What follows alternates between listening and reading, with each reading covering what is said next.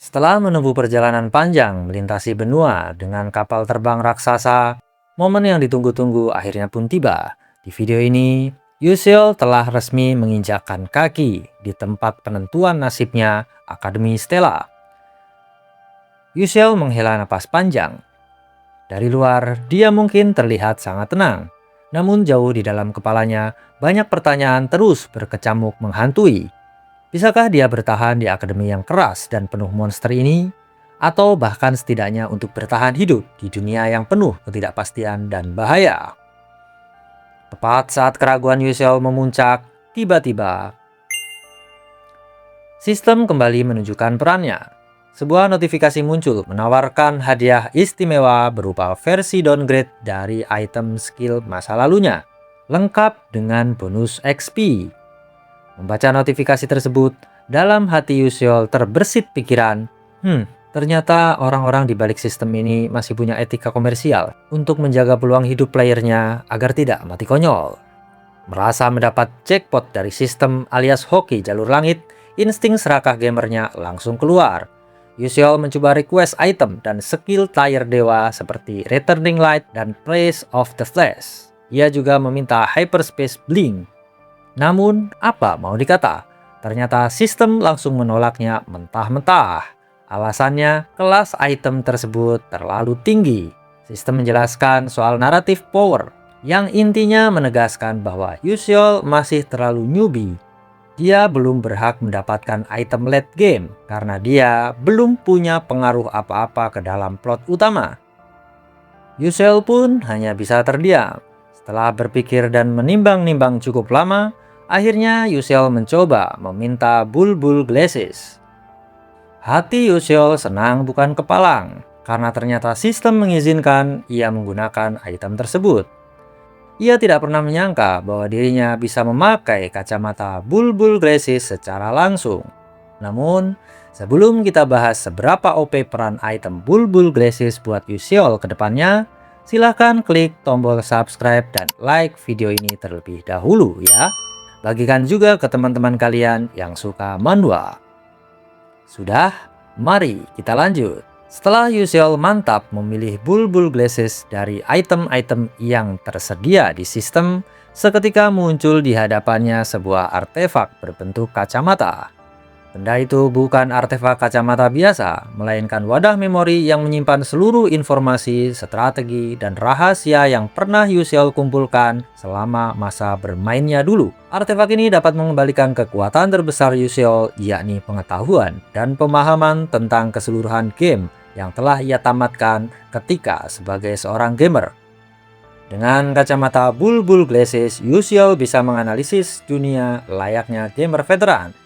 Modal ini akan menjadi harta berharga yang dapat menjadi kunci untuk menghadapi tantangan di waktu-waktu mendatang. Lewat kacamata ini, Yusiel bisa kembali membaca data, kelemahan musuh, dan informasi tersembunyi yang mustahil dilihat oleh karakter lain. Namun, karena poin naratif power Yusiel masih sangat rendah, performa Bulbul Glasses baru bisa sebatas versi downgrade dan tidak bisa memunculkan sistem UI secara utuh. Intinya, kacamata Bulbul Glasses saat ini hanya bisa mengembalikan sekitar setengah dari 100% kemampuan aslinya. Meski demikian, modal 50% ini sudah lebih dari cukup untuk membantunya mengembalikan keadaan dan bertahan hidup di akademi yang penuh ketidakpastian ini. Tiba-tiba suara riuh terdengar dari kejauhan hingga sampai ke telinga Yusiel. Hei, bukankah itu Aishel? Oh, maksudmu Putri Sulung Small si pengkhianat? Bisikan para murid memenuhi area sekitar, seolah nama itu membawa stigma yang sulit dihapuskan. Mendengar nama tersebut, Yusiel segera mengaktifkan efek dari kacamata artefaknya.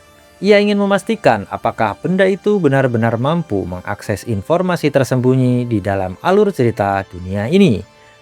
Sesaat kemudian, berbagai data muncul di hadapannya, dan sebuah fakta penting pun terungkap. Aishel adalah heroin palsu. Yusiel langsung menandai nama itu dalam pikirannya.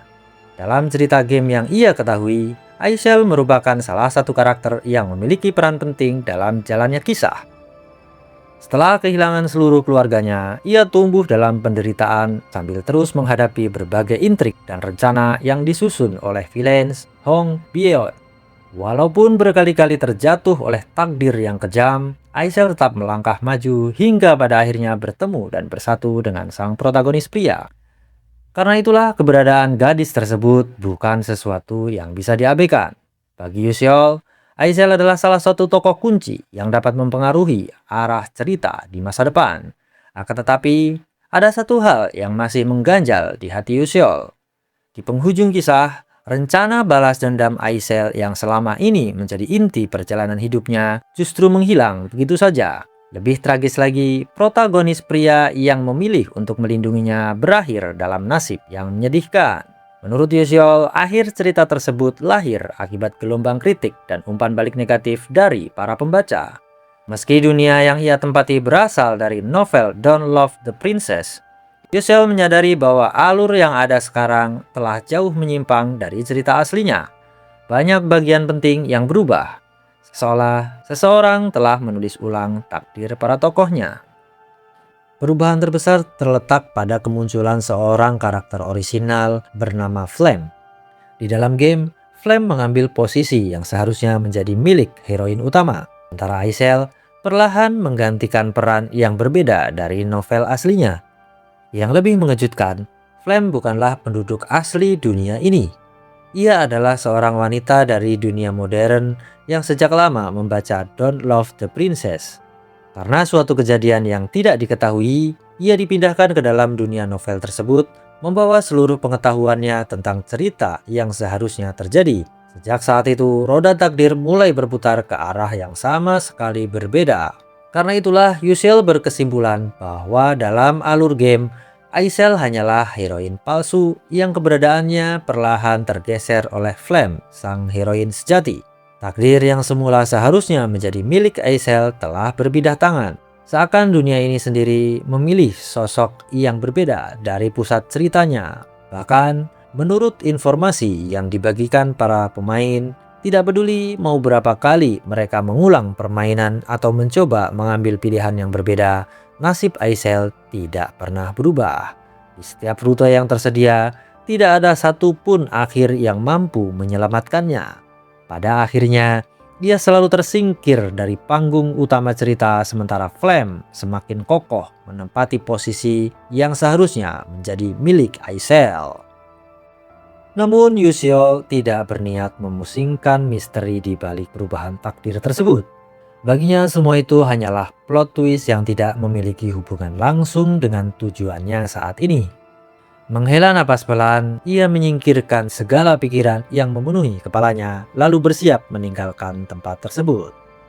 Waktu berlalu dengan cepat, dan tanpa terasa Yuseol telah berada di tengah upacara penyambutan murid baru. Aula yang luas dipenuhi wajah-wajah muda berbakat, para calon individu-individu hebat yang kelak akan mengguncang dunia. Di antara kerumunan itu berdiri banyak tokoh penting yang namanya akan tercatat dalam sejarah, termasuk para protagonis utama cerita. Salah satu di antaranya adalah Ma Yuseong. Menurut Yuseol, tidak ada ungkapan yang lebih cocok untuk menggambarkan pria itu selain kalimat, "Di antara langit dan bumi, hanya akulah yang paling mulia." Bukan karena kesombongan, melainkan karena bakatnya yang benar-benar berada di luar nalar manusia biasa. Ma Yuseong adalah pemilik bakat mana tingkat 9 star, sebuah potensi luar biasa yang dikatakan mampu mencapai bahkan mendekati ranah para dewa. Ia merupakan seorang jenius alami yang lahir di antara para jenius, sosok yang keberadaannya saja sudah cukup untuk membuat orang lain kehilangan semangat untuk bersaing. Yang paling menakutkan adalah kemampuannya mengendalikan seluruh elemen yang ada di dunia.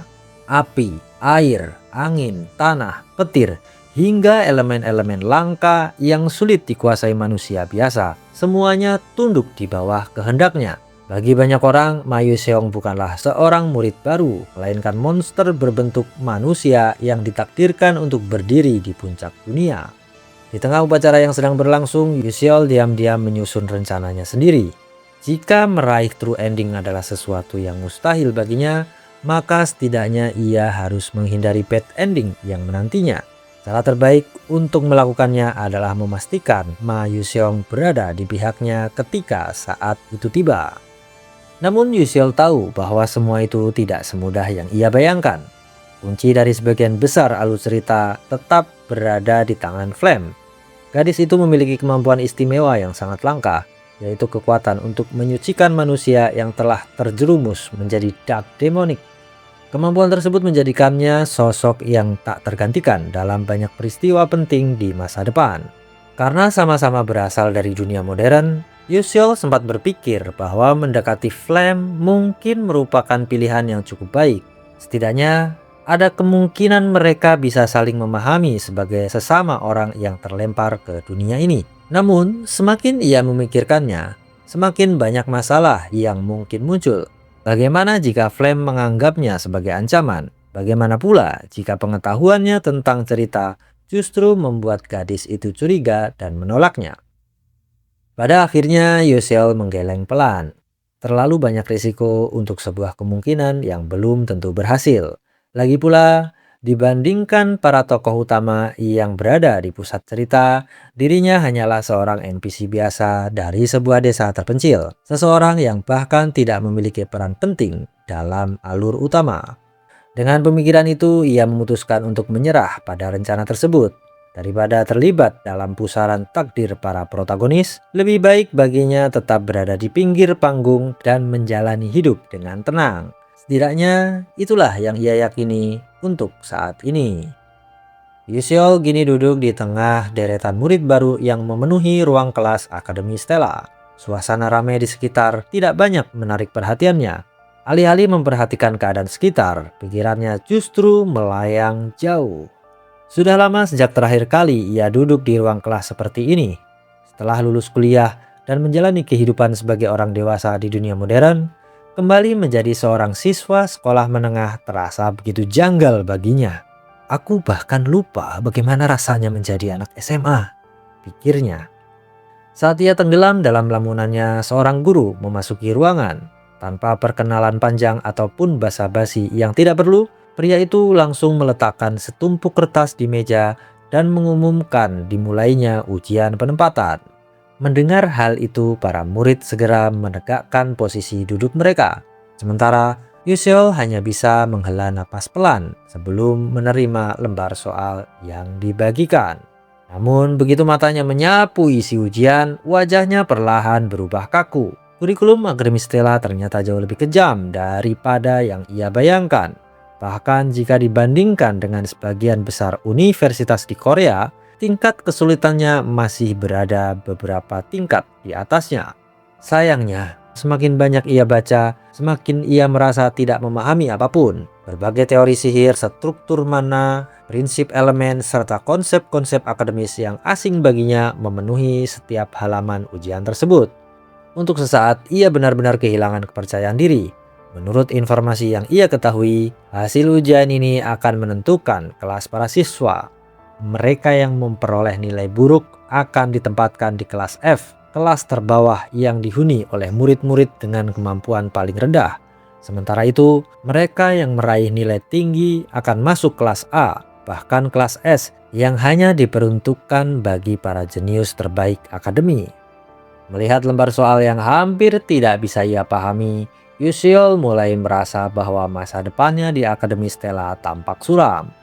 Jika keadaan terus seperti ini, bukan tidak mungkin namanya akan langsung terpampang di daftar murid kelas F sejak hari pertama. Saat masih menatap lembar soal yang terasa seperti sandi kuno baginya, perhatian Yuseol tiba-tiba teralihkan ke sosok yang duduk tidak jauh dari tempatnya, Ma Yuseong. Pemuda itu tampak begitu tenang, seolah ujian yang membuat sebagian besar murid berpikir keras hanyalah tugas sederhana baginya. Dari ekspresinya yang santai, Yuseol dapat menebak bahwa ia kemungkinan besar telah menyelesaikan seluruh soal ujian lebih cepat daripada murid-murid lainnya. Pantas saja hidup terasa membosankan baginya. Menurut ingatannya tentang cerita, sifat yang paling menggambarkan Ma Yuseong bukanlah kesombongan, keangkuhan, atau ambisi, melainkan kebosanan. Sejak lahir, Ma Yuseong telah memiliki segalanya. Ia berasal dari keluarga terkuat di dunia, mewarisi bakat yang nyaris tidak masuk akal, serta dianugerahi kecerdasan yang jauh melampaui manusia biasa. Apapun yang ingin dipelajarinya dapat ia kuasai dengan mudah. Apapun rintangan yang menghadangnya dapat ia lampaui tanpa kesulitan berarti. Di dunia yang terus memuja kekuatan, Ma Yuseong berdiri terlalu jauh di depan sehingga tidak lagi memiliki lawan sejati. Yuseol masih mengingat salah satu poin penting dalam alur cerita. Pada dasarnya, Ma Yuseong bukanlah seseorang yang terlahir sebagai pahlawan maupun penjahat. Ia hanyalah seorang manusia yang terus mencari sesuatu yang mampu mengusir kebosanan dalam hidupnya. Dan hasil akhirnya sangat bergantung pada tindakan sang heroin. Pada akhirnya semua tergantung pada bagaimana female lead bertindak, umam Yuseol dalam hati. Jika seseorang mampu membimbingnya ke jalan yang benar, Ma Yuseong akan tumbuh menjadi pahlawan yang menyelamatkan dunia. Namun jika tidak, atau jika takdir membawanya ke arah yang salah, sosok yang sama dapat berubah menjadi bencana terbesar yang pernah ada. Seorang jenius yang berdiri di ambang antara cahaya dan kegelapan, dan keputusan ke arah mana ia akan melangkah pada akhirnya berada di tangan orang yang akan mengubah hidupnya. Tak lama kemudian, sebuah pemikiran melintas di benak Yuseol. Ia memutuskan untuk mencoba menggunakan bulbul glasses yang dimilikinya. Awalnya, ia hanya berniat melihat informasi mengenai Ma Yuseong secara langsung dan memastikan apakah data yang ia ketahui memang benar. Namun, tepat ketika ia hendak mengenakan kacamata itu, sebuah suara tiba-tiba terdengar dari sampingnya. Sebentar, kacamata apa itu? Yuseol hampir saja tersentak dari kursinya. Di hadapannya berdiri sang guru yang entah sejak kapan telah mendekat. Aku sudah menjelaskan sebelumnya. Lanjut guru itu dengan tatapan tajam. Jika ada murid yang menggunakan alat bantu penglihatan selama ujian, benda tersebut harus diperiksa terlebih dahulu. Jantung Yuseol berdegup kencang. Dengan gerakan kaku, ia menyerahkan bulbul glasses kepada sang guru. Sementara guru itu memeriksa setiap sudut kacamata tersebut, Yuseol hanya bisa duduk gelisah. Berbagai kemungkinan buruk mulai memenuhi pikirannya. Bagaimana jika guru itu dapat mendeteksi sihir yang tersembunyi di dalamnya? Bagaimana jika identitas item itu terbongkar? Jika hal itu terjadi, ia bahkan tidak berani membayangkan konsekuensinya. Beberapa saat kemudian, sang guru mengembalikan kacamata itu. Tidak masalah, silakan lanjutkan. Mendengar jawaban tersebut, Yuseol langsung menghela napas lega.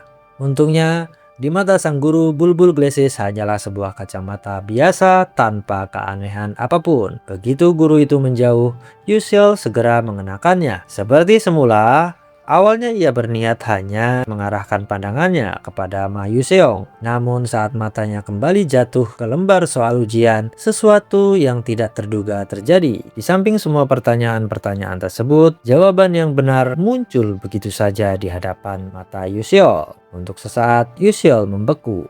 Jackpot! Hanya kata itu yang terlintas di dalam benaknya. Semua soal yang sebelumnya terlintas seperti bahasa asing, ini terasa jauh lebih mudah. Tanpa ragu, ia mulai menyalin jawaban demi jawaban ke lembar jawabannya. Dalam pikirannya, berbagai hayalan mulai bermunculan. Kalau begini terus, jangan-jangan aku bisa mendapat peringkat pertama. Dengan semangat yang belum pernah ia rasakan sebelumnya, tangannya bergerak semakin cepat. Sayangnya, tepat ketika ia baru menyelesaikan jawaban ketiga, suara yang paling tidak ingin ia dengar menggema di seluruh ruangan. Waktu ujian telah berakhir. Letakkan alat tulis kalian. Seketika tangan Yuseol berhenti. Ia menatap lembar jawabannya. Di sana hanya ada 3 jawaban yang berhasil ia tulis. Wajahnya perlahan memucat. Padahal ia baru saja menemukan cara untuk menjawab seluruh soal tanpa kesulitan. Namun sebelum sempat memanfaatkan keberuntungan tersebut, waktu ujian telah lebih dulu habis. Pada akhirnya, semua mimpi tentang peringkat pertama, kelas S, dan kebangkitan karakter sampingan runtuh hanya dalam satu kalimat. Yuseol hanya bisa menundukkan kepala dengan ekspresi kosong. Tampaknya takdir menuju kelas F masih belum berniat melepaskannya. Setelah waktu ujian berakhir, seluruh lembar jawaban segera dikumpulkan.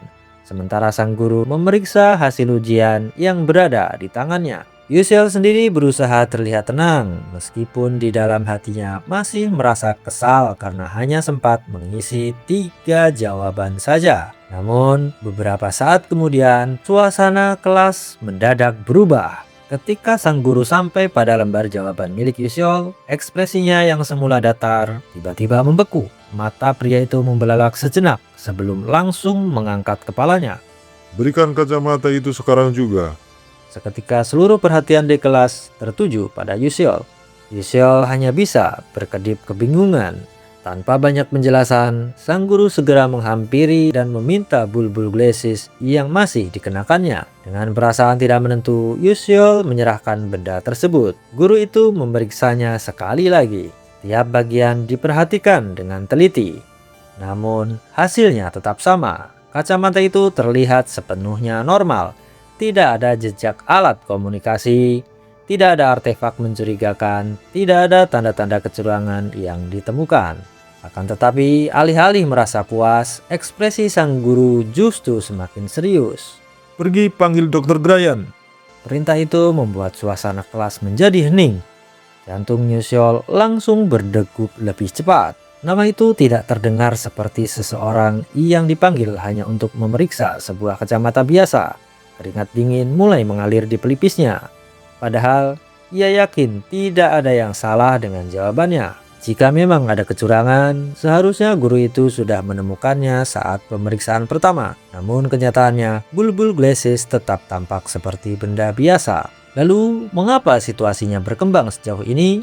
Semakin lama ia memikirkannya, semakin besar tekanan yang ia rasakan. Apakah aku ketahuan? Pikiran itu muncul tanpa bisa ia hentikan. Meski berusaha menjaga wajahnya tetap tenang, dalam hati Yusiel terus diliputi kecemasan. Untuk pertama kalinya sejak memasuki Akademi Stella, ia merasa berada di ambang masalah besar yang sama sekali tidak ia pahami. Tak lama kemudian, Yusiel dipanggil menuju kantor guru. Suasana di dalam ruangan terasa jauh lebih menegangkan dibandingkan ruang kelas sebelumnya. Sang guru duduk di belakang meja dengan ekspresi serius, sementara di sampingnya berdiri Dr. Grayan yang tengah mengamati bulbul glasses di tangannya. Yusiel hanya bisa berdiri diam sambil menunggu hasil pemeriksaan tersebut. Beberapa saat kemudian, sang guru memecah keheningan. Bagaimana menurutmu, dokter? Dr. Grayan menyesuaikan kacamatanya sebelum mengalihkan pandangan ke lembar jawaban milik Yusiel. Fakta bahwa dia mampu menjawab soal ini dengan benar memang sangat mencurigakan. Mendengar kalimat itu, jantung Yusiel seolah berhenti sesaat. Namun, Dr. Grayan melanjutkan perkataannya dengan tenang. Meski begitu, aku tidak menemukan adanya kecurangan. Ia mengangkat bulbul glasses dan mengamatinya sekali lagi. Aku tidak merasakan jejak energi sihir, tidak menemukan formasi tersembunyi maupun mekanisme artefak yang dapat digunakan untuk membantu ujian. Benda ini hanyalah kacamata biasa. Sang guru mengernyitkan dahi sambil bertanya, "Jadi maksudmu?" Lalu Dr. Grayan menjawab. Dia menjawabnya dengan kemampuannya sendiri. Ruangan itu mendadak hening. Bahkan Yusiel sendiri hampir tidak percaya dengan apa yang baru didengarnya. Kemampuanku sendiri. Kalimat itu terdengar begitu absurd hingga ia nyaris tertawa. Padahal dirinya tahu persis bahwa jawaban tersebut bukanlah hasil pemikirannya. Namun, jika bahkan seorang ahli seperti Dr. Grayan tidak dapat menemukan kejanggalan apapun pada kacamata itu, maka tidak ada bukti yang bisa digunakan untuk menuduhnya. Pada akhirnya, kesimpulan resmi yang keluar justru sangat sederhana. Yusiel tidak melakukan kecurangan, dan seluruh jawaban yang ia tuliskan dianggap sebagai hasil kemampuannya sendiri. Mendengar keputusan tersebut, Yusiel diam-diam menghembuskan napas lega. Dalam hatinya, ia merasa seperti baru saja lolos dari gerbang kematian. Tapi tunggu dulu, ini bukan akhir. Justru ini awal anomali baru buat Yusiel. Dengan keluarnya validasi resmi ini, seisi akademi sekarang bakal mengira bahwa dia adalah murid jenius yang selama ini cuma pura-pura lemah. Pertanyaannya, Sampai kapan Yusiel bisa flexing pakai artefak ini tanpa memancing kecurigaan para elit akademi lainnya? Akankah dia ditempatkan di kelas S bersama para jenius sihir Akademi Stella? Tekan tombol like, subscribe, dan nyalakan notifikasinya biar gak ketinggalan asupan chapter berikutnya. Terima kasih udah nongkrong dan dengerin cerita hari ini di Kamar Komik. Sampai jumpa di recap selanjutnya.